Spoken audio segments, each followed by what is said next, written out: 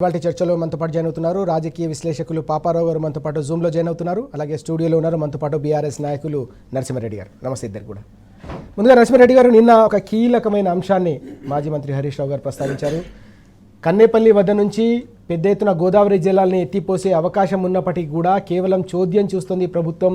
రాష్ట్రానికి సంబంధించి రైతాంగానికి సాగునీటి కష్టాలను మరోసారి తీసుకొస్తున్న పరిస్థితి, గోదావరి జలాల్ని వాడుకోకుండా అన్యాయం చేస్తుందనే అంశాన్ని ప్రస్తావిస్తూనే, ఒకవేళ గనక వారం రోజుల్లో కన్నేపల్లి నుంచి మీరు నీటిని ఎత్తిపోయకపోతే మేమే కేసీఆర్ గారి సారథ్యంలో కథన రంగంలోకి దిగుతాం, కథన యాత్ర చేపడతాం, లక్షలాది మంది రైతులతో వెళ్ళి మోటార్లు ఆన్ చేస్తామని నిన్న హరీష్ రావు గారు హెచ్చరిక జారీ చేసిన పరిస్థితి, రాష్ట్ర ప్రభుత్వానికి డెడ్ లైన్ పెట్టిన సందర్భం. ఈ అంశాన్ని మనం ఎట్లా చూడాల్సిన అవసరం ఉంది, రైతాంగం ఎట్లా అర్థం చేసుకుంటున్నారు దీన్ని?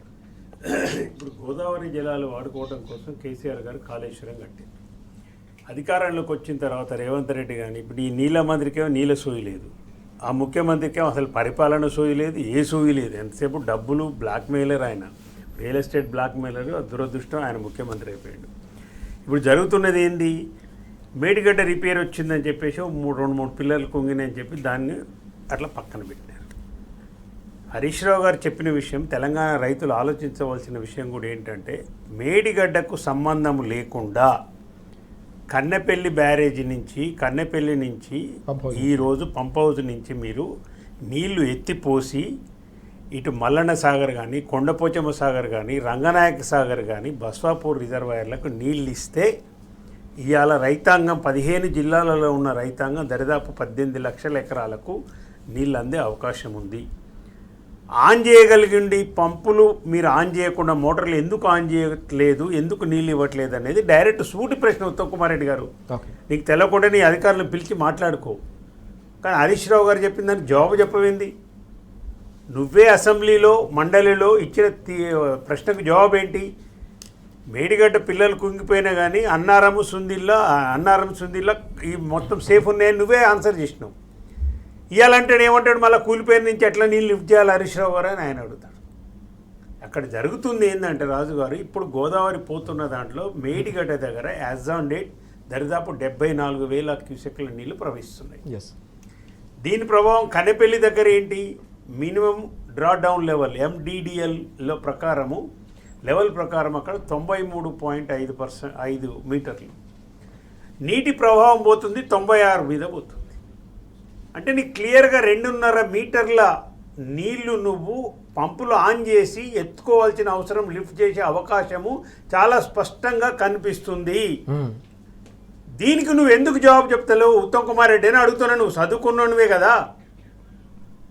93.5 96 మీటర్లు అనేది నిజం కాదా? దీని మీద మాట్లాడాలి కదా నువ్వు మంత్రిగా, నీళ్ళ మంత్రిగా. ఎట్లెత్తిపోతావు చెప్తున్నాడుగా. మా పార్టీ నాయకులు హరీష్ రావు గారు చెప్పారు కదా, 2.5 మీటర్ల తేడా ఉంది బాబు, ఈ ఎత్తిపోసుకుంటే ఈ రిజర్వాయర్లను నింపుకోవచ్చు, నీళ్ళు వదలొచ్చు, రైతాంగానికి 15 జిల్లాలలో దరిదాపు 18-20 లక్షల ఎకరాలకు నీళ్ళు ఇవ్వచ్చు అని చెప్తుంది. అది చెప్పడు. 2.5 మీటర్లు ఎత్తిపోసే అవకాశం ఉన్న దాని మీద ఏం మాట్లాడాడు? మళ్ళీ కాళేశ్వరం కుంగిపోయింది, మళ్ళీ ఈ సోదంతా మళ్ళీ ఈ పాత పాట పాడటం. దాని కార్యాచరణ కూడా మా పార్టీ ప్రకటించింది. మీరు కనుక వారం రోజుల్లోపు కనుక ఈ మోటార్లు ఆన్ చేసి ఈ రిజర్వాయర్లు నింపకపోయిన పరిస్థితి ఉంటే మాత్రము ఖచ్చితంగా మేము లక్షలాది మంది రైతులతోని, కేసీఆర్ గారి నాయకత్వంలో లక్షలాది మంది రైతులతోని వెళ్ళి మేమే మోటార్లు ఆన్ చేసి మీకు ఎట్లా నీళ్లు వస్తాయో, ఈ రిజర్వాయర్లు ఎట్లా నింపగలుగుతారో మేము చూపిస్తాం, ప్రాక్టికల్గా చూపిస్తాం ఆచరణలో, కేసీఆర్ గారి నాయకత్వంలో. ఎందుకు ఆన్ చేయరండి మోటార్లు మీరు? ఇది చంద్రబాబు దాస్యం అనడం కదా. గోదావరి నీళ్ళు కిందికి పోవాలి, పోలవరం పోవాలి, అక్కడ నీళ్లు మిగిలిన చూపించాలి. ఇప్పుడు మళ్ళీ ఆయన పెట్టిన బనకచెర్లకు ఇది లింకు. ఇది మీ దాసోహ బుద్ధి. ఈయన ఉత్తమ్ కుమార్ రెడ్డి గారి దంపతులు చంద్రబాబు నాయుడు ఇంటికి పోయి విజయవాడలో అక్కడ బజ్జీలు తిని మంచిగా ఛాయలు తాగి అన్ని తినొచ్చి ఈయన ఫస్టే రేవంత్ రెడ్డి మాట్లాడుకొని, ఉత్తమన్నా నువ్వు పోయి మాట్లాడరా, ఆయన ఏందో చూసుకో అంటే పోయి ఈయన మాట్లాడొచ్చి తెల్లారి నుంచి గోల స్టార్ట్ అయింది, బనకచెర్లతో గోల. తెలంగాణ నీటి ప్రయోజనాలు, నీటి హక్కులను కాపాడటంలో మీ ప్రభుత్వం పూర్తిగా విఫలమైపోయిందని నేను ఆరోపిస్తున్నాను. రెండో అంశం శ్రీశైలానికి సంబంధించి. శ్రీశైలం సంబంధించి జూరాలు అసలు ఇప్పుడు ఈసారి ఒక నెల రోజులు ముందు వచ్చినాయి ఋతుపవనాలు. రైట్. వచ్చిన తర్వాత శ్రీశైలంలో మే 30వ తారీఖు వరకే ఆల్రెడీ మొత్తం నిండిపోయింది శ్రీశైలం. ఓకే. ఇవాళ రేపు గేట్లు ఎత్తుతున్నారు, ఇవాళ సాయంత్రమో రేపు గేట్లు ఎత్తుతున్నారు. అంటే ప్రాజెక్ట్ ఫుల్ అయినట్టే కదా రాజు గారు. రైట్. ఆ ఫుల్ అయిన ప్రాజెక్టులో నువ్వు కలవకుర్తి మినిమం అక్కడి నుంచి డ్రా చేస్తున్నావు 850, 845లో నువ్వు డ్రా చేయొచ్చు కలవకుర్తి లిఫ్ట్ ఇరిగేషన్. ఎందుకు ఆన్ చేయట్లేదని రైతులందరూ గగ్గోలు పెడుతున్నారు. అక్కడ నార్లు పోసుకున్నారు, ఎండిపోతున్నాయని వాళ్ళు గగ్గోలు పెడుతున్నారు. ఎందుకు ఆన్ చేయలేదంటే ఎప్పుడు ఆన్ చేయాలో మాకు తెలుసు అంటాడు. ఓకే. ఇదేం ఇంత జవాబు అండి? ఈ పెద్ద మనిషికి ఏం చెప్పాలి? ఉత్తమ్ కుమార్ రెడ్డిగా చదువుకున్నాడా, చదువుకోలేదా, ఏమైనా ఏలుముద్రగాడా నాకు అర్థం కావట్లేదు. నీళ్ళు అక్కడ పోతున్నాయి, శ్రీశైలం ఫుల్ అయిపోయింది. ఫుల్ కాకముందే నువ్వు అసలు కలవకుర్తి ఆన్ చేయొచ్చు. జూరాల మొదలై నిండింది. ఓకే. కలవకుర్తి ఎందుకు ఆన్ చేయలేదు అంటే జవాబు చెప్పడు. రైట్. కలవకుర్తి ఎందుకు ఆన్ చేయాలంటే జవాబు చెప్పడు. దీనికి సంబంధించి జవాబు చెప్పడు. మోటార్లు ఆన్ చేస్తే రిజర్వాయర్లు ఎండిపోతాయి, రైతులు బాగుపడతారు అంటే జవాబు చెప్పడు. ఓకే. ఇది మీ పరిపాలన. ఇది తెలంగాణ నీటికి కలుగుతున్న ప్రయోజనానికి మీరు చేస్తున్న ద్రోహం కదా రైతులకు. రైతు ద్రోహి ప్రభుత్వం ఇవాళ రేవంత్ రెడ్డి ప్రభుత్వం. రైతాంగానికి మీరు చేస్తున్న ద్రోహం మామూలు ద్రోహం కాదు. చంద్రబాబుకు మీరు దాసోహం అనడం ప్రత్యక్షంగా ఇది కనబడతలేదా? మోటార్లు ఆన్ చేయగలుగుండి ఆన్ చేయకపోవటం, నీళ్ళు ఇవ్వగలుగుండి ఇవ్వలేకపోవటం, కలవకుర్తి లిఫ్టికేషన్ ఆన్ చేయకపోవటం, దాని ద్వారా పోతిరెడ్డి పడతారా ఆయన నీళ్లు తీసుకుపోవడానికి మీరు మార్గం సుగమం చేయట్లేదా? మీరు లైన్ క్లియర్ చేయట్లేదా? ఇది రైతులకు ద్రోహం కాదా అండి మీరు చేసేది? ఉత్తమ్ కుమార్ రెడ్డి గారు జవాబు చెప్పాలి, క్షమాపణ చెప్పాలి. వారం రోజులు కనుక మీరు ఆన్ చేయకపోతే ఖచ్చితంగా లక్షలాది మంది రైతులతో కేసీఆర్ గారు ముందే చెప్పిండ్రు, పోయి మోటార్లు ఆన్ చేసి కేసీఆర్ గారి నాయకత్వంలో రైతాంగానికి నీళ్ళు ఇస్తాం. తెలంగాణ రైతులంటే కేసీఆర్కు ప్రాణం. రైతులు రాతులు చూడాలనుకొని పరిపాలన చేసి 9.5 సంవత్సరాలు మీ అధికారం కోసం, మీ లాలుచి కోసము, మీ కేంద్ర ప్రభుత్వానికి డబ్బులు పోవడం కోసము మీరు చంద్రబాబుకు దాసోహం అన్నా కానీ రైతాంగంతోనే పోయి ఆ మీటర్లు ఆన్ చేసి ఒక రైతుతోనే ఆ మీటర్ ఆన్ చేసి ఖచ్చితంగా నీళ్ళు ఇస్తామనేది కేసీఆర్ గారు చెప్తున్నారు. ఎస్, చాలా కీలకమైన అంశం ఇది. గోదావరికి సంబంధించిన జలాలు పెద్ద ఎత్తున వృధాగా పోతున్నప్పటికీ కూడా వాటిని తెలంగాణ మాగాణాల్లోకి మళ్లించే అవకాశం ఉన్నా కూడా కన్నెపల్లి నుంచి పంప్ హౌస్ను వాడుకోకుండా తెలంగాణ రైతాంగానికి మరోసారి సాగునీటి కష్టాలను తీసుకొస్తున్నారు. కాబట్టి బీఆర్ఎస్ సమర శంఖం పూరిస్తున్నట్టుగా కనిపిస్తుంది. కేసీఆర్ గారి సారథ్యంలో కథన యాత్రకు సిద్ధమవుతోంది. వారం రోజుల డెడ్లైన్ పెట్టారు. వారం రోజుల లోపల కన్నెపల్లి పంప్ హౌస్ను కనుక ఆన్ చేయకపోతే తప్పకుండా లక్షలాది మంది రైతులతో కన్నెపల్లికి చేరుకుంటాం. కేసీఆర్ గారి సారథ్యంలో ఈ కథన యాత్రను చేపట్టి పంపులను మేమే ఆన్ చేసి తెలంగాణ రైతుల కష్టాలను తీరుస్తామని ఇప్పటికే బీఆర్ఎస్ ప్రకటించిన సందర్భం మనం చూస్తూ ఉన్నాం. పాపారావు గారు, 14 ఏళ్ల తెలంగాణ ఉద్యమ సందర్భంగా, మలిదశ ఉద్యమం సందర్భంగా తెలంగాణ రైతుల సాగునీటి గోసను తీర్చేందుకు, అప్పటి ప్రభుత్వాలపై ఒత్తిడి పెంచేందుకు ఉద్యమ రథసారథిగా కేసీఆర్ గారు ఎన్నో జల సాధనలు చేసిన ఉద్యమాన్ని మనం చూసాం. జలసాధన ఉద్యమాలు అనేక రకాలుగా చేసిన సందర్భాన్ని మనం చూసాం. మరోసారి మళ్ళీ ఆ పరిస్థితి తెలంగాణలో తలెత్తుతున్న సందర్భం. ఏడాదిన్నరగా కాళేశ్వరం ప్రాజెక్టును బలిపెడుతున్న తరుణంలోనే దీన్ని తిప్పుకొట్టేందుకు కన్నెపల్లి నుంచి పెద్ద ఎత్తున నీటిని ఎత్తిపోసే ప్రయత్నం అవకాశం ఉన్నప్పటికీ కూడా ఎందుకు మీరు చేయట్లేదనే ఒక అంశాన్ని ప్రస్తావిస్తూనే నిన్న మాజీ మంత్రి హరీష్ రావు గారు కీలకమైన ప్రకటన చేశారు. కేసీఆర్ గారి సారథ్యంలో, బీఆర్ఎస్ అధినేత కేసీఆర్ గారి సారథ్యంలో ఒకవేళ కనుక వారం రోజుల్లో మీరు గోదావరి నీటిని ఎత్తిపోయకపోతే మేమే కన్నెపల్లి పంప్ హౌస్కి వెళ్ళి మోటార్లు ఆన్ చేస్తాం, లక్షలాది మంది రైతులతో కథనయాత్ర నిర్వహిస్తామని చెప్పేసి చేసిన కీలకమైన ఈ పోరాట పంథా కావచ్చు, కేసీఆర్ గారి ఆలోచన కావచ్చు, బీఆర్ఎస్ తీసుకున్న ఈ నిర్ణయాన్ని మనం ఎట్లా చూడాల్సిన అవసరం ఉంది? అంటే ఇక్కడ మొదటి నుంచి ఇదే తంతు. నీళ్ల విషయంలో మొదటి నుంచి కూడా కాళేశ్వరం ప్రాజెక్ట్ ని ఎండబెట్టే ఆలోచన చేసుకుంటూ వస్తున్నారు. దానికి ఒకటి కేసీఆర్ గారి మీద దాడి ఎక్కుపెట్టడం కోసం కాళేశ్వరం సమస్యాత్మకం అని చెప్పి ఒక ప్రయత్నం చెప్పే ప్రయత్నం ఒకటి. రెండోది, అక్కడ చాలా చోట్ల ఇప్పుడు నీళ్లు లేకుండా చేయటం వెనక రిజర్వాయర్ వాటిల్లో చాలా చోట్ల ఇసుక దందాలు నడుస్తున్నాయి అనేది ఒకటి.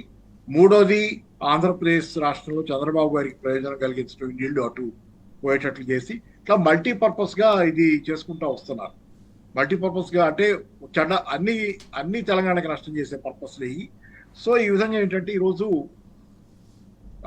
ఇవాళ కాళేశ్వరం దగ్గర నీళ్లు వదలకుండా, కాళేశ్వరం దగ్గర నుంచి లిఫ్ట్ ఇరిగేషన్ నీళ్లు రాకుండా, మోటార్ లాంచ్ చేయకుండా దాన్ని అట్లాగే పెట్టి కూర్చున్నారు.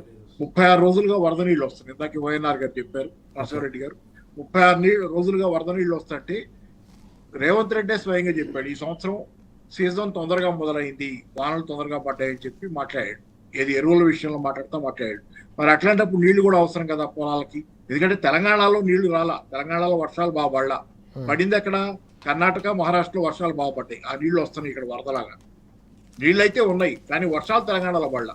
కాబట్టి ఈ సాగునీరు కావాలంటే ఇప్పుడు కాలువల మీద వీటి మీద ఎక్కువ ఆధారపడాలి ఎక్కువ.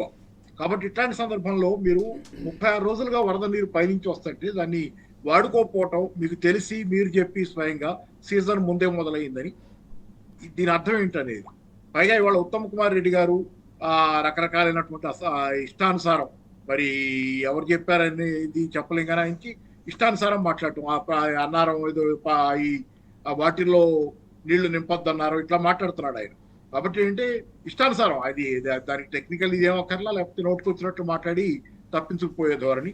సో ఓవరాల్గా ఏంటంటే ఈరోజు హరీష్ రావు గారు డెడ్ లైన్ పెట్టడం వెనక ఇదేమి ఆయన సవాల్ చేయడానికి లేకపోతే ఏదో బెదిరించడానికి చేస్తుంది కాదు. డెడ్ లైన్ ఎందుకు పెట్టారంటే అదనుల్లోనే పొలాలకి నీళ్లు కావాలి.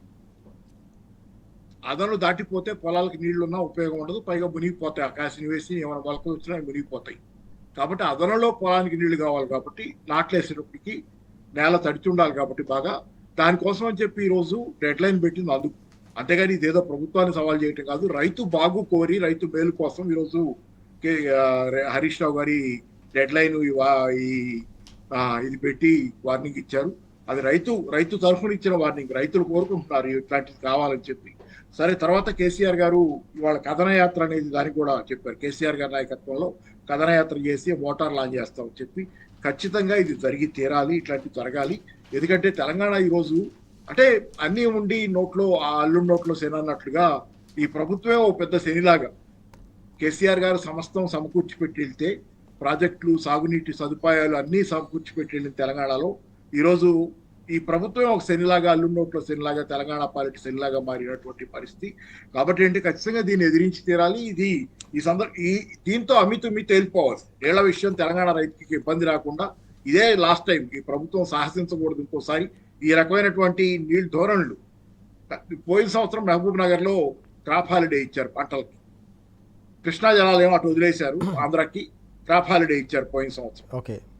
మహబూబ్ నగర్ లో క్రాప్ హాలిడే ఒకటి ఏంటండి, నీళ్లు పారుతంటే అక్కడి నుంచి మీరు ఆ నీళ్లు అది ఆంధ్రాకు వదిలేయడం కోసం క్రాప్ హాలిడే ప్రకటించే పరిస్థితి.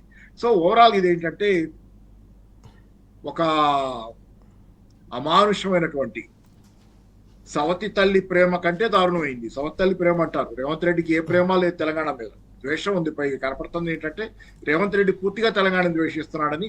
ఉత్తమ్ కుమార్ రెడ్డి లాంటి వాళ్ళు ఉత్తమ్ కుమార్ ప్రగల్భాలు తప్పితే వాస్తవ పరిస్థితిలో వాళ్ళు చేయగలిగింది ఏమీ లేక ఇష్టానుసారం వాళ్ళు కూడా సర్దుకుని పోయి మాట్లాడుతున్నటువంటి పరిస్థితి మాత్రమే ఉంది. సో ఓవరాల్గా ఏంటంటే ఈ రోజు ఒక పెద్ద పోరాటం చేయాల్సిన అవసరం. రేపు ఈ పంట కూడా రైతు నష్టపోకుండా, రైతుకి ఈ పంట మళ్ళీ సరిగ్గా దక్కాలి. ఇప్పుడు దాకా నీళ్లు లేక అనేక సమస్యలు వచ్చినాయి పోయినసారి. కాబట్టి ఏంటి, ఈసారైనా ఈ పంట అయినా దక్కే విధంగా ఈ పోరాటం విజయవంతం కావాలని ఎవరైనా కోరుకుంటున్నారు. ఎస్, తెలంగాణ ఉద్యమమే నీళ్ల కోసం జరిగింది. ఆ నీళ్ల కోసం మరోసారి తెలంగాణ రైతులు తన్లాడే పరిస్థితి నెలకొన్న నేపథ్యంలోనే బీఆర్ఎస్ అధినేత కేసీఆర్ గారు మరో కథన యాత్రకు సిద్ధమవుతున్నట్టుగా కనిపిస్తోంది. కన్నెపల్లి నుంచి గనక వారం రోజుల లోపల గోదావరి జలాల్ని ఎత్తిపోయకపోతే, తెలంగాణ మాగాణాల్లోకి నీళ్లను మళ్లించకపోతే తప్పకుండా బీఆర్ఎస్ ఆధ్వర్యంలో పెద్ద ఎత్తున లక్షలాది మంది రైతులతో కన్నెపల్లికి చేరుకుంటాం, మేమే మోటార్లు ఆన్ చేసి రైతుల కష్టాలు తీరుస్తామని బీఆర్ఎస్ అధినేత పక్షాన నిన్న మాజీ మంత్రి హరీష్ రావు గారు చేసిన కీలకమైన ప్రకటన తెలంగాణ వ్యాప్తంగా కూడా రైతాంగంలో పెద్ద ఎత్తున చర్చకు దారితీస్తున్న సందర్భం. తెలంగాణ నీటి హక్కులను, తెలంగాణ రాష్ట్ర ప్రయోజనాలను కాపాడేది ఏకైక పార్టీ బీఆర్ఎస్ అనే అంశం మరోసారి తెలంగాణ ప్రజల్లో పెద్ద ఎత్తున చర్చ జరుగుతున్న సందర్భం కనిపిస్తోంది. ఈ క్రమంలో బీఆర్ఎస్ పెట్టిన డెడ్ లైన్ ఏదైతే ఉందో ఇది తెలంగాణ రైతుల కోసం, రైతుల హక్కుల కోసం అనే అంశాన్ని నరసింహారెడ్డి గారు అలాగే పాపారావు గారు కూడా ప్రస్తావిస్తున్న పరిస్థితి కనిపిస్తోంది. తప్పకుండా వారం రోజుల లోపల గోదావరి జలాలను ఎత్తిపోసే ప్రక్రియను రాష్ట్ర ప్రభుత్వం ప్రారంభించాలనే డిమాండ్ కూడా వినిపిస్తున్న సందర్భం మనం చూస్తూ ఉన్నాం. నరసింహారెడ్డి గారు, కన్నేపల్లి పంప్ హౌస్నే కాదు చివరికి కల్వకుర్తి లిఫ్ట్ను కూడా పూర్తిగా పక్కన పెట్టి దక్షిణ తెలంగాణకు సంబంధించిన రైతాంగాన్ని కూడా కాంగ్రెస్ తీవ్రమైన అన్యాయం చేస్తుందనే అంశాన్ని కూడా నిన్న హరీష్ రావు గారు ప్రస్తావించిన సందర్భం. వాస్తవానికి సమైక్య రాష్ట్రంలో ఉన్నప్పుడు మహబూబ్ నగర్, పాలమూరు జిల్లాను దత్తత తీసుకుని ఏ విధంగా దగా చేశారో తెలంగాణ రైతులు, ప్రజలు ఇప్పటికి కూడా గుర్తుపెట్టుకున్న పరిస్థితి. మరోసారి కృష్ణా జలాల విషయంలో కూడా జరుగుతున్న అన్యాయాన్ని, రైతాంగానికి ఎదురవుతున్న ఈ కష్టాన్ని మనం ఏ విధంగా అర్థం చేసుకోవాలి? కృష్ణా నదీ జలాలకు సంబంధించి యాక్చువల్గా శ్రీశైలం ప్రాజెక్టు కింద అసలు సాగు కోసం కట్టిన ప్రాజెక్ట్ కాదు అది. కేవలము ఎలక్ట్రిసిటీ కోసం కట్టిన ప్రాజెక్ట్ అది. దాని నుంచి కరెక్ట్ ఉత్పత్తి చేసి కింది నాగార్జున సాగర్కి వచ్చేస్తే నాగార్జున సాగర్ నుంచి లెఫ్ట్ రైట్ కెనాల ద్వారా నీళ్ళు రావాలి. ఇది యాక్చువల్ ప్లాన్. నాగార్జున సాగర్కు సపరేట్ పెద్ద క్యాచ్మెంట్ ఏరియా లేదు, ఈ నుంచి వచ్చిన నీళ్ళే పోవాలి. దానికి ఏం చేసిన ఎన్టీ రామారావు చేసిన ద్రోహం ఇది. ఫస్ట్ ఆయన చేసిన ద్రోహం ఈ పోతిరెడ్డిపాడు బొక్క. ఆయన ముఖ్యమంత్రి కాగానే నా కలామ తల్లి మద్రాసుకు నీళ్లు కావాలని చెప్పి మాట్లాడి ఇక్కడి నుంచి ఒక 15 టీఎంసీలకు బొక్క కొట్టిండు. రైతులు ఏమో రాయలసీమ రైతులు అయ్యా నువ్వు ఈ నుంచి నీళ్ళు తీసేపోతున్నావు, మరి మాకు కూడా కొంత అంటే వాళ్ళకొక 19 టీఎంసీలు ఎస్ఆర్బీసీకి 34 టీఎంసీలు అని చెప్పాడు బొక్కబెట్టి రాజు గారు మొదలు.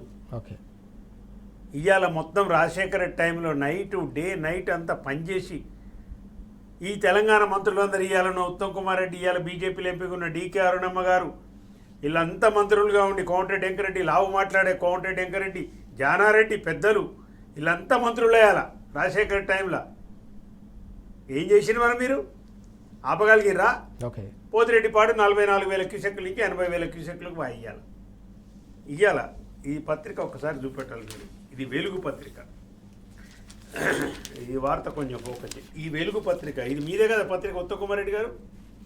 అయ్యా ఉత్తమ్ కుమార్ రెడ్డి పండుకున్నవా లేచినవా? ఏం రాసిండు ఇక్కడ? శ్రీశైలం పూర్తిగా నిండకుండగానే నీళ్లు తరలిస్తున్న పోతిరెడ్డిపాడు గేట్లు అయితే ఓపెన్ చేసిన ఏపీ మంత్రి బీసీ జనార్దన్ రెడ్డి. ఈ వార్త అంటే శ్రీశైలం నుంచి నెల రోజుల ముందుగానే వచ్చినప్పటికీ నిండిపోయినప్పటికీ మీరు మాత్రం కల్వకుర్తి గేట్లు మాత్రం లిఫ్ట్ ఇరిగేషన్ మాత్రం ఆన్ చేయరు.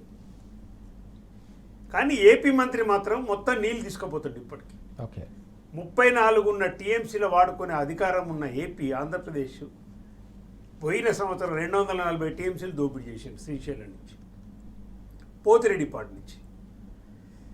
అయినా మీకు సోయలేదు. కల్వకుర్తి మాత్రం ఆన్ చేయరు.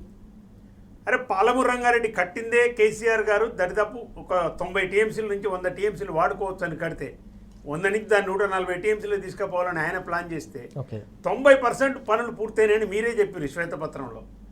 90% పూర్తయిన పాలమూరు రంగారెడ్డిని మీరు ఎందుకు ఇది చేస్తలేరు, కంప్లీట్ చేయట్లేరు? చేస్తే మహబూబ్నగర్ జిల్లా ఇవ్వాలి. మీరు క్రాప్ హాలిడే ప్రకటించి 10 లక్షల ఎకరాలకు నీళ్ళు ఇచ్చిన కేసీఆర్ గారు. మీరు వదిలిపెట్టిన కల్వకుర్తి కానీ నెట్టెంపాడు కానీ భీమా కానీ అన్నిటి కంప్లీట్ చేసి దరిదాపు 10,000 లక్షల ఎకరాలకు నీళ్ళు ఇచ్చిండు. ఇవాళ మొత్తం ఎండబెట్టేసారు. కల్వకుర్తి ఎందుకు ఆన్ చేయాలంటే ఇప్పటికి జవాబు లేదు. ఓకే, ఆడ ఏపీ మంత్రి గేట్లు తెరిచి నీళ్లు తీసుకుపోతుంది చంద్రబాబు ఆదేశాలతోని. నీకు సోయి లేదు, నువ్వు ఏడమనుకుని వస్తావు. అందుకే సోయి లేని మంత్రి, నీళ్ళ సోయి లేని మంత్రి అనేది. అందుకే ఏమనాలి నిన్ను చెప్పు?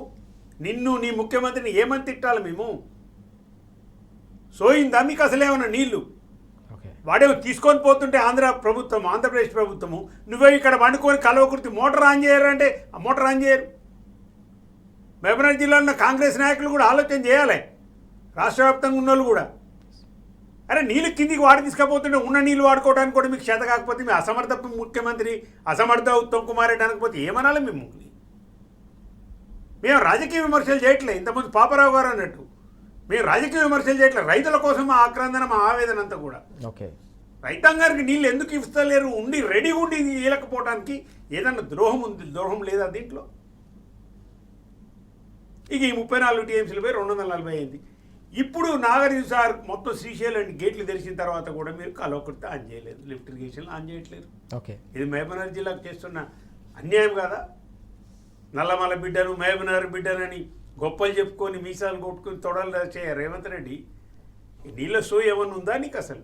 ఓకే, ఇంకా ఆయన ఢిల్లీ ఢిల్లీ రావటం పోవటం, రాగాడితే పోగాడితే లెక్కన అయిపోయింది. ఇప్పుడు యాడిపోయిన ఉంటే ఢిల్లీ ఇప్పటికో 50 సార్లు 60 సార్లు పోయిన, మళ్ళీ ఇవ్వలేదో పోతున్నాడు. కేటీఆర్ గారు సవాల్ ఇచ్చిండ్రుగా రమ్మని, చర్చకు రమ్మని, మళ్ళీ పారిపోయిండు. సవాల్ ఇసరం పారిపోవటం. ఈ కాంగ్రెస్ ముఖ్యమంత్రి రేవంత్ రెడ్డికి ఉన్న లక్షణం ఏంటంటే ఊకోనన్నా ఊకోడు. మళ్ళీ ఆయన గాలి ఆయనే తీసుకుంటాడు. ఊకోనన్నా నువ్వు కూడా ఆడికి రా సవాల్ ఇస్తాడు, ఈడికి రా సవాల్ ఇస్తా అంటాడు. కేటీఆర్ గారు మిగతా వాళ్ళంతా రెడీ అయిపోయే వరకు మళ్ళీ పారిపోతాడు. ఇక పొన్నం ప్రభాకర్ గారు వింత వ్యాఖ్యలు. మేము అసెంబ్లీ అన్నాం అన్నాడు. ఆ వీడియో చూసిండా చూడలేదా? ఆ ముఖ్యమంత్రి గారు మాట్లాడే మాటలు చూసిరా? సీతక్క గారు ఒకసారి దయచేసి చూడండి. చర్చకు రమ్మన్నాడు. ఓకే. ఎవరు వస్తారో రండి అన్నాడు. రైతు రాజ్యం మీద చర్చ అన్నాడు. ఎంత విచిత్రం అంటే ఇది 9.5 సంవత్సరాల పరిపాలనలో కేసీఆర్ గారు స్వర్ణయుగం, రైతులు కాలు మీద కాలేసుకొని సద్దనే తిని పండుకొని రాయిగా రాత్రిపూట. ఇలా మళ్ళీ ఆత్మహత్యలు పెరిగినాయి, మళ్ళీ యూరియా దొరకటం లేదు. తుమ్మల నాగేశ్వరరావు స్వతహాగా రైతు, వారు కూడా ఇట్లా మాట్లాడడం విచిత్రంగా అనిపిస్తుంది నాకు. యూరియా కొరత లేదంటాడు తుమ్మల నాగేశ్వరరావు గారు. మరి ఆ చెప్పులు పెట్టి పోలీస్ స్టేషన్ల ముందర రైతు ఫోటోలు ఆడున్నాయండి. మీ ఖమ్మం జిల్లాలోనే చూసిన భద్రాచలం దగ్గర మీ నియోజకవర్గాల్లో కనిపిస్తున్నాయి. తుమ్మల గారు రైట్. యూరియా మీరు సప్లై చేస్తున్నా ఉన్నదా? 24 లక్షల టన్నుల యూరియా కావాలి, లేదు. కృష్ణా జలాలు దోపిడీ చేస్తుంటే మీరు మాట్లాడరు. ఓకే. వ్యవసాయాన్ని పండుగ చేసిండు కేసీఆర్. 9.5 సంవత్సరాలు 4.5 లక్షల కోట్లు వ్యవసాయం మీద ఖర్చు పెట్టిండు. కృష్ణా దోపిడీ జరుగుతుంది, నీళ్ళ దోపిడీ. తెలంగాణ రైతులకు నీళ్ళు ఇయ్యరు, కలవ గుర్తు ఆన్ చేయరు. గోదావరిలో మీరు అవకాశం ఉందయ్యా, కన్నెపల్లి మోటార్లు ఆన్ చేసి రిజర్వాయర్ నింపర్రా, 18 లక్షల 20 ఎకరాలు నీళ్లు పడతాయంటే అది ఆన్ చేయరు. ఏంది దీని కుట్ర? ఈడ పోతిరెడ్డిపాడుతోనే ఆంధ్రప్రదేశ్ చంద్రబాబు నీళ్లు దోపిడీ చేయడానికి అనుకూలిస్తున్నారు. గోదావరిలో ఏం చేస్తున్నారు? 3000 టీఎంసీ పోయి సముద్రంలో కలిస్తే చంద్రబాబు నాయుడు బనకచర్ల లింకు గురించి ఏదైతే మాట్లాడుతున్నాడో దానికి మీరు సహకరిస్తున్నా లేదా ఇవి ఆన్ చేయకుండా? ఈ అనుమానం రాదా రైతాంగంలో, తెలంగాణ రైతాంగంలో? మేము అడిగే ప్రశ్నలకు జవాబు చెప్పే దమ్ము లేకుండా ఎందుకు పారిపోతుంది ముఖ్యమంత్రి? ఇది కదా తెలంగాణ రైతులకు మీరు చేస్తున్న ద్రోహం.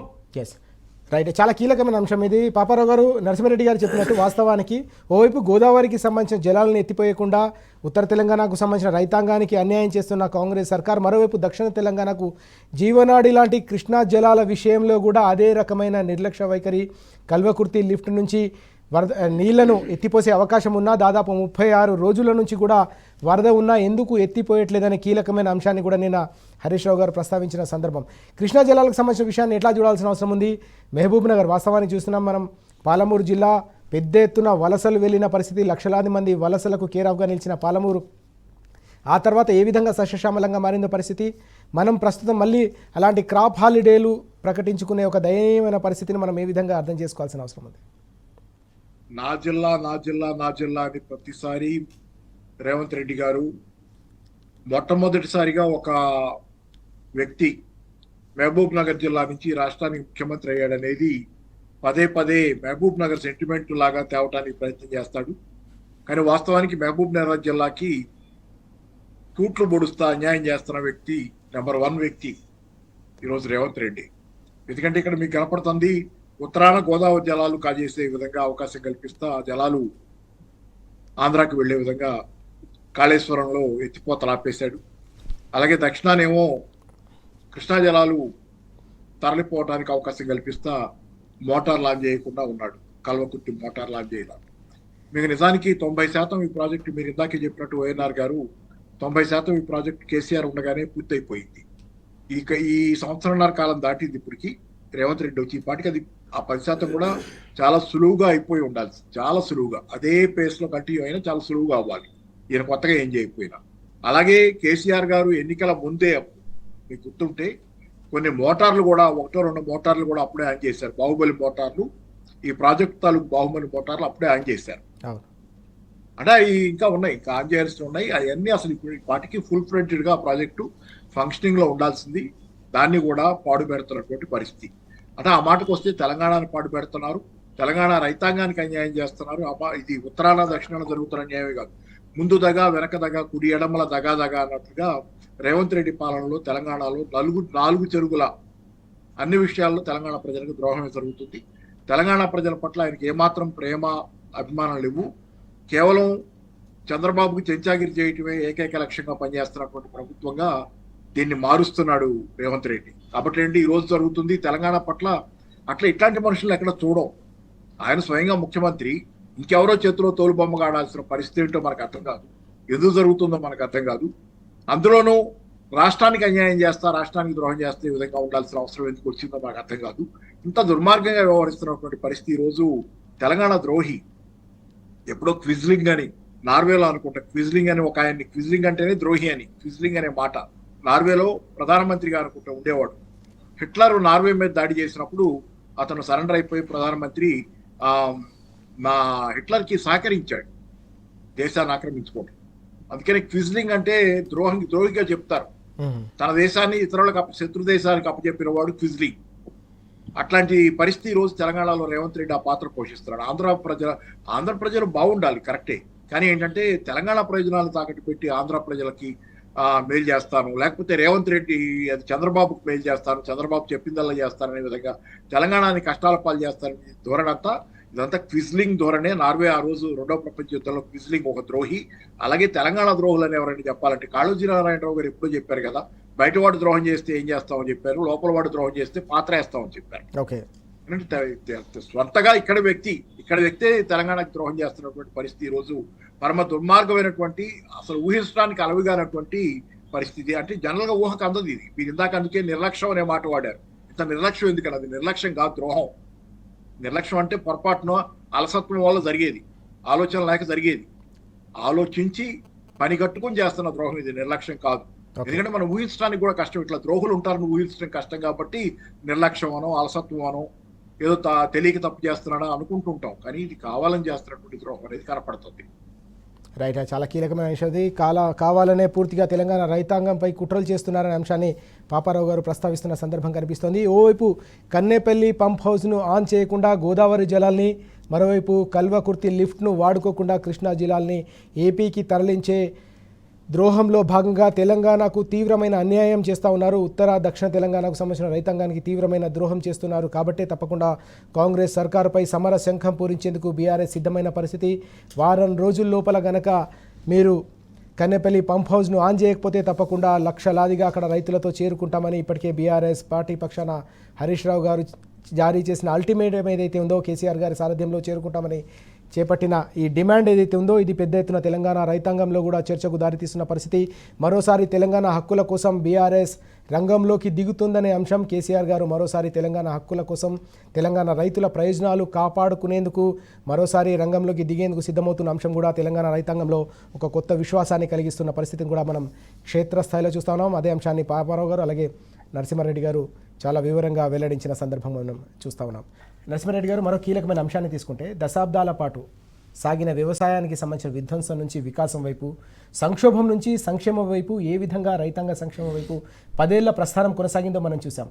అయితే ఈ క్రమంలో ఇటీవల ముఖ్యమంత్రి చేసిన వ్యాఖ్యలు ఏవైతే ఉన్నాయో, రైతు రాజ్యం ఎవరు తీసుకొచ్చారో మనం చర్చకు సిద్ధం, చర్చకు రండి అని చెప్పి సవాల్ విసిరిన నేపథ్యంలో చర్చను స్వీకరించారని చెప్పేసి కేటీఆర్ గారు స్పష్టం చేసిన పరిస్థితి. తప్పకుండా రైతును ఎవరు రాజు చేశారో మనం చర్చిద్దాం సోమాజీ వీడియో వేదికగా అన్నారు. 24 గంటలు మాత్రం మిగిలింది. రేపు ఆ చర్చకు రావాలని చెప్పేసి బీఆర్ఎస్ విసిరిన ఈ సవాల్ను మనం ఎట్లా చూడాల్సిన అవసరం? ముఖ్యమంత్రి రేవంత్ రెడ్డి గారు ఎల్బీ స్టేడియంలో జరిగిన సామాజిక న్యాయం సదస్సు ఏదో పెట్టినారు ఒకటి, ఖర్గే గారు వచ్చినప్పుడు దాంట్లో మాట్లాడుకుంటూ ఈ సవాల్ విసిరినాడు. ఏమని అంటే, రైతు రాజ్యం గురించి చర్చ వస్తే కేటీఆర్ వచ్చినా ఎవరు వచ్చినా పర్వాలేదు చర్చిస్తాను అన్నాడు. సరే, ఒక సవాల్ విసిరిండు కాబట్టి కేటీఆర్ గారు దాన్ని స్పోర్టివ్గా తీసుకున్నాడు. ఎస్, మేము సిద్ధం బాబు, నువ్వు కొండారెడ్డిపల్లి అయినా మేము సిద్ధమే, మా కాగితాలు మేము పట్టుకొని వస్తాం, నీ కాగితాలు నువ్వు పట్టుకరా. 10 సంవత్సరాల మా పరిపాలనలో, 9.5 సంవత్సరాల పరిపాలనలో కేసీఆర్ గారు ముఖ్యమంత్రి ఉన్నప్పుడు మేము రైతులకు ఏం చేసినాము? ఓకే, మీరు ఎన్నికల ముందు పెట్టిన డిక్లరేషన్లు ఏంది రైతులకు సంబంధించి, ఇస్తామన్న హామీలు ఏంది రైతులకు సంబంధించి, మీరు ఏమి నెరవేర్చినారు సంవత్సరాల కాలంలో? అసెంబ్లీలో కూడా ఏం చెప్పినారు? హామీలు కాక సంవత్సరానికి 6.5 లక్షల ఎకరాలు కొత్త ఆయకట్టును తీసుకొస్తామని మీరు, మీ ఉత్తమ్ కుమార్ రెడ్డి, ఈయన అందరు ప్రకటించారు. ఓకే, రైతుల గురించి మీరేం చెప్పారు? మీరే హామీలు ఇచ్చారు, మేమేం చేసినాము? మాది చరిత్రగా 9.5 సంవత్సరాల పరిపాలనలో మీరే అవి చర్చిద్దాము రా అని చెప్పినాడు. ప్లేస్ నీ ఇష్టం అని చెప్పినారు కేటీఆర్ గారు. నీ ఊర్లో కొండారెడ్డిపల్లి అయినా ఓకే, నీ నియోజకవర్గం కొడంగల్ అయినా ఒక కొడంగల్ కేంద్రంగా, లేదు గజ్వేలైనా ఓకే, ఎక్కడైనా ఓకే అని చెప్పిన. లేదు అవన్నీ ఎందుకు అంత దూరం ఎందుకు అనుకుంటే నీకు దగ్గర ఉంటుందంటే ఇక్కడికి రమ్మని చెప్పిన, ప్రెస్ క్లబ్ రమ్మని కూడా. సోమాజి ఇక 24 గంటల టైం ఉంది. ఇప్పుడు ఢిల్లీ పారిపోయాడు.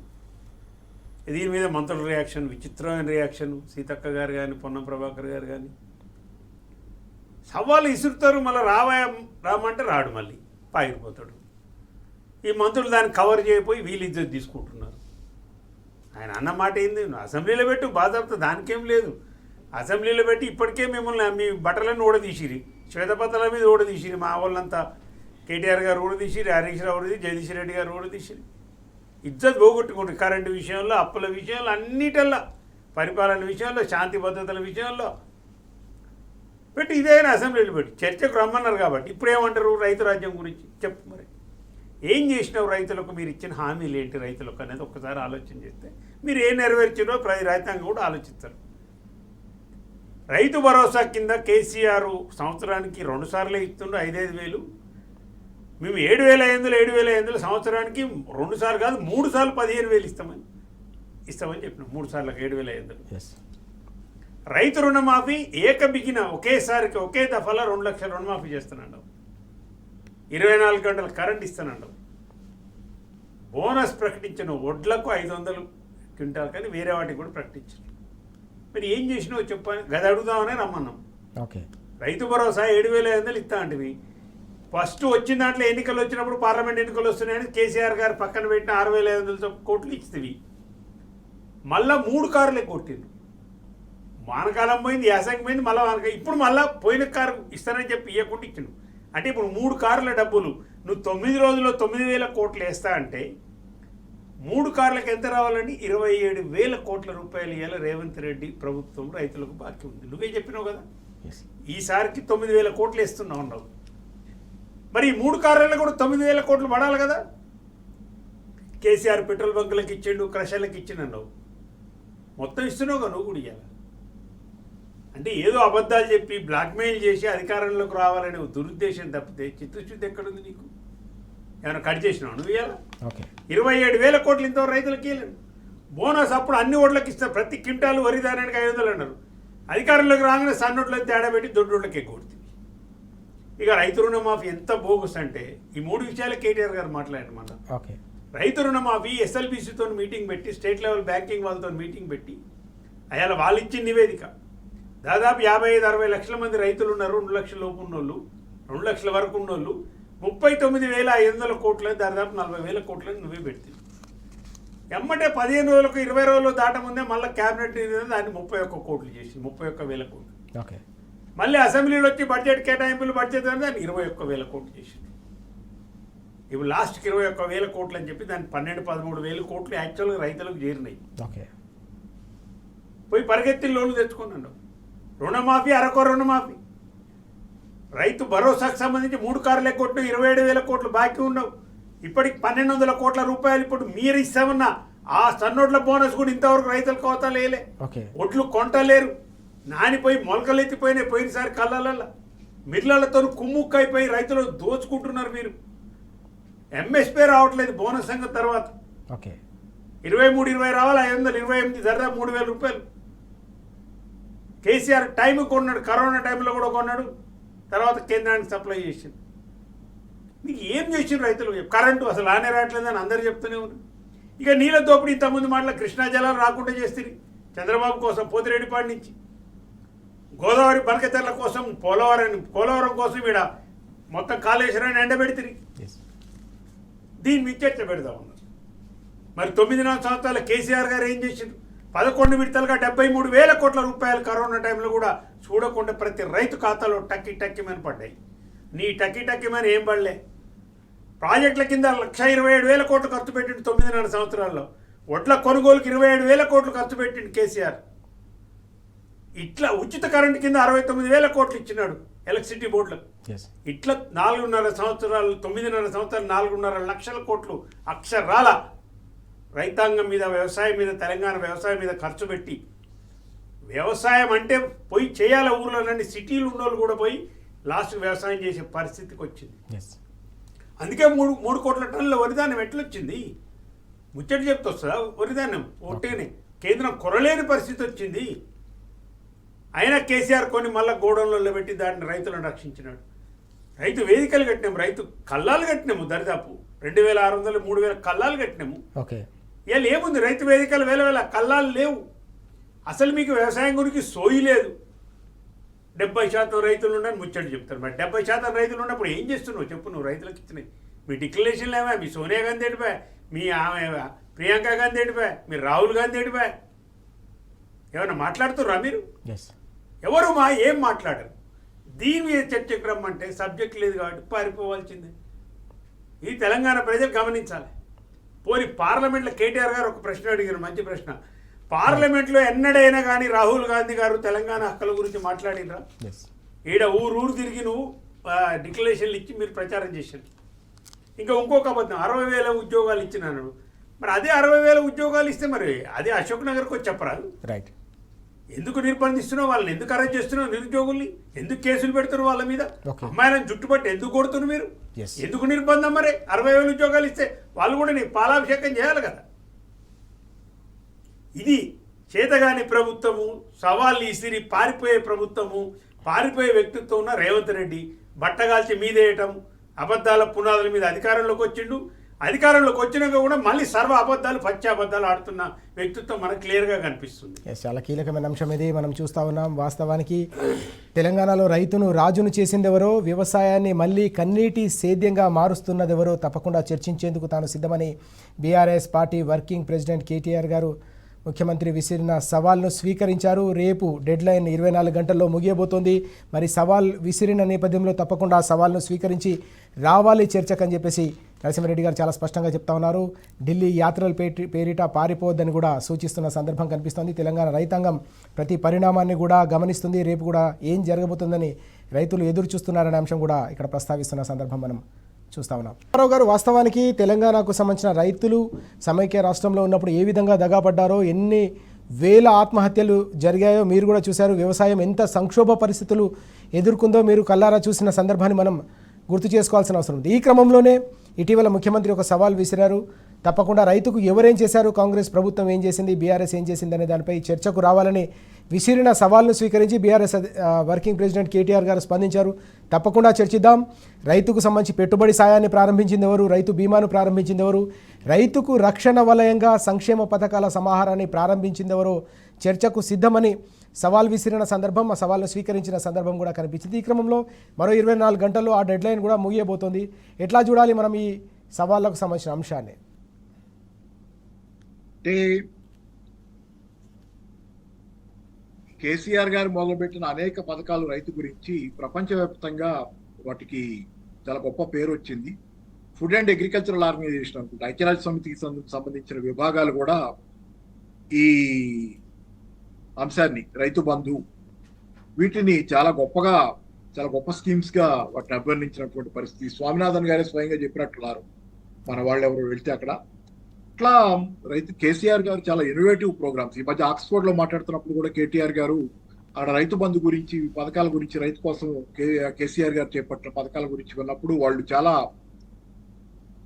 ఆశ్చర్యంగా చూశారు అనేది, ఇట్లాంటి ఆలోచనలు చేయగలిగిన వాళ్ళు ఉన్నారా అనేది చాలా గొప్పగా ఆలోచించి కేసీఆర్ గారు వ్యవసాయాన్ని దండగ నుంచి పండగ చేశారు తెలంగాణలో.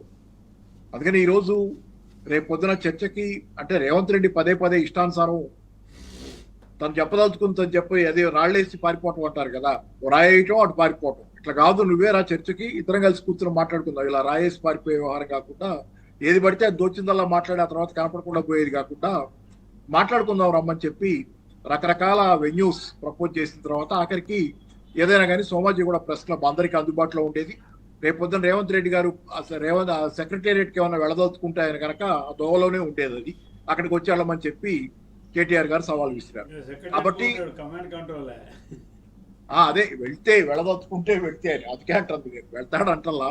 ఒకవేళ అటు కూడా చూసినట్టు ఉంటుంది అనుకుంటే, మర్యాదగా ఉంటుంది అనుకుంటే, అటు వెళ్ళదలుచుకుంటే కనుక ఇటు వచ్చి వెళ్ళొచ్చు అనేది ఒక ప్రపోజల్.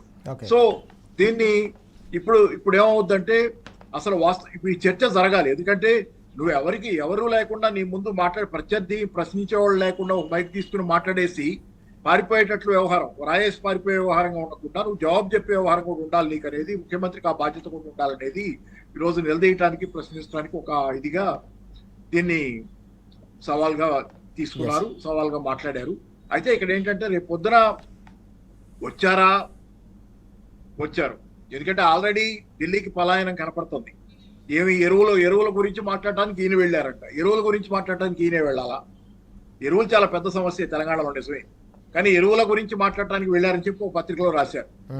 ఎరువుల అంశం అసలు పెద్ద కారణం కనపట్టాలంటే, తాడి చెట్టు ఎందుకు ఎక్కామంటే దూడ మేత కోసం అన్నట్టు, ఢిల్లీ ఎందుకు వెళ్ళామంటే ఎరువుల గురించి మాట్లాడటానికి అనే ఒక సాకు చూస్తున్నాడు ఇక్కడ.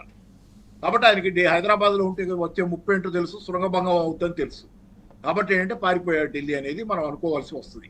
అందుకని ఏంటంటే ఇక్కడ మీకు రైతు బంధు ఎవరో, రైతుకు బంధువు ఎవరో, రైతు పార్టీ రాబంధు ఎవరో రేపు పొద్దున ఆ చర్చ జరిగితే తెలుస్తుంది. చర్చ జరగకపోయినా పలాయనమే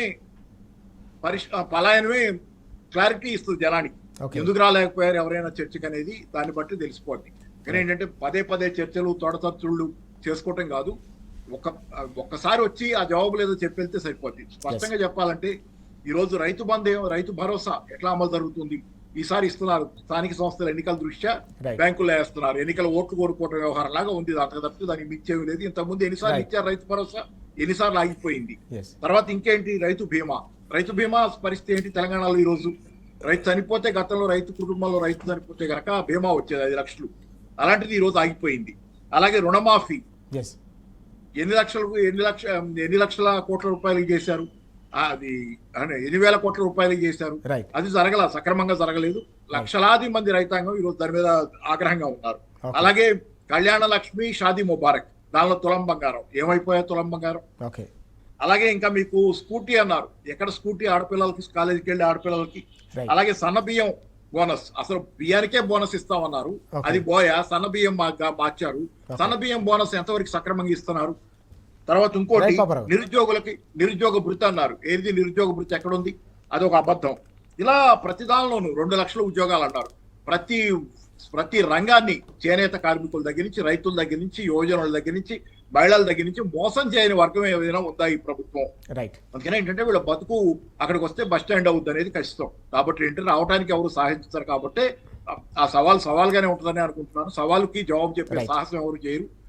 జనాలకు తెలుసు ఆ ప్రశ్నలకు జవాబులు. Right. కాబట్టి ఏంటంటే రేపు పొద్దున చాలా ఈగర్గా చూస్తుంటారు. బహుశా ఏమన్నా స్పందన వస్తుందేమో జనాలు. అందరికీ ఈగర్నెస్ ఉంటుంది. ఎందుకంటే అందరికీ తెలుసు, కొంచెం వినోదంగా కూడా ఉంటుంది జనానికి. రైట్. ఖచ్చితంగా వినోదంగా ఉంటుంది. వచ్చి Yes. ఇరకాటంలో పడి ఇంతమంది జనాన్ని ఇబ్బంది పెట్టిన వాళ్ళు ఏ పరిస్థితిలో పడతారో, కుడితిలో ఎలుకలాగా ఎలా కొట్టుకుంటారో చూడాలనేది కూడా జనానికి ఉంటుంది కోరిక. ఎస్, చాలా కీలకమైన అంశం ఇది. తప్పకుండా ప్రజలందరూ కూడా ఎదురు చూస్తున్నారు. రైతు బంధువులు ఎవరో, రాబంధువులు ఎవరో ఇప్పటికే తెలంగాణ రైతాంగానికి తెలుసు. కాబట్టి తప్పకుండా ఈ చర్చకు రావాలని చెప్పేసి కోరుతున్న పరిస్థితి అయితే కనిపిస్తూ ఉంది. ఇప్పటికే అనేక పథకాలు, సంక్షేమ పథకాల సమాహారాన్ని రైతుకు రక్షణ వలయంగా 10 ఏళ్ల పాటు బీఆర్ఎస్ అధినేత కేసీఆర్ గారి సారథ్యంలో ప్రభుత్వం అమలు చేసింది. ఆ తర్వాత మళ్ళీ రైతుకు సమైక్య రాష్ట్రంలో ఉన్న సాగునీటి కష్టాలు, కరెంటు కష్టాలు, పెట్టుబడి కష్టాలు కూడా మొదలైన నేపథ్యంలో తప్పకుండా చర్చిస్తే వాస్తవాలు తెలంగాణ ప్రజల ముందు మరోసారి బయటపడతాయనే అంశాన్ని కూడా పాపారావు గారు, నరసింహారెడ్డి గారు స్పష్టంగా చెప్తా ఉన్నారు. Thank you very much Paparao గారు, అలాగే నరసింహారెడ్డి గారు చర్చలు పాల్గొనేందుకు. ఇది వాటి వార్తలు వాస్తవాలు. నమస్తే.